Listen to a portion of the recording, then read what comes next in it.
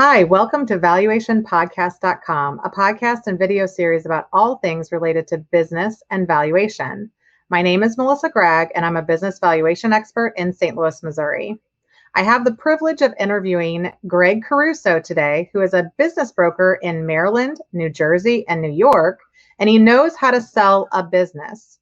He also helps business owners with financial planning and has recently written a book called The Art of Business Valuation, and it will be published by Wiley Sons. So if we're looking at this book from the concept of a valuation professional, what are some of your biggest takeaways that you want other valuation analysts to know that they can find in this book? Sure. Well, the biggest takeaway is probably that it's not what you know, it's what you don't know that kills you in business valuation. You know, we all want to get it as right as we can. So we're all worried about, a couple dollars of cash flow and a point or two on the discount rate. But, it's the things we completely miss. And it's easy because every business is different that when we find out about it, kill us. For instance, very early on, I did a valuation of a bus company, and fuel prices had dropped over the contract period. Now, the contract was almost up, and valuation is forward-looking. Oops. We knew it was too profitable, but frankly, myself and my reviewers, we didn't figure it out till long after it had been issued. That is a perfect example of what you missed. Or what we missed, and it happens to all of us. It just does.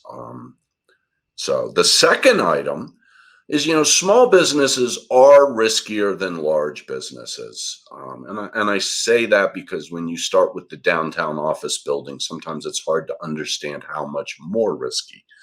COVID-19 has brought that out clearly. Costco, Walmart, Target. If anything, this has been good for them. They're very large businesses. The local retailer selling clothes, sporting goods, knickknacks, they got closed. They had limited geographic area, limited product area, limited ability to negotiate with the government, frankly.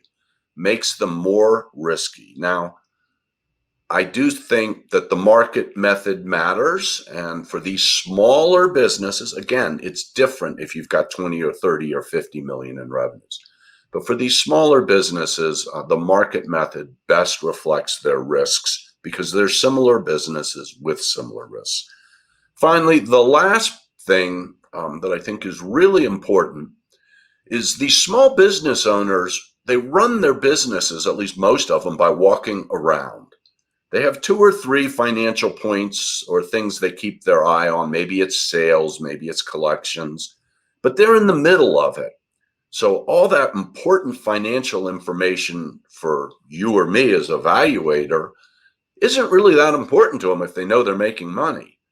So we really have to spend a lot of time on qualitative information, on understanding how good or bad this financial information is. So there's a lot more judgment in this, which again ties into the I'd rather be approximately right.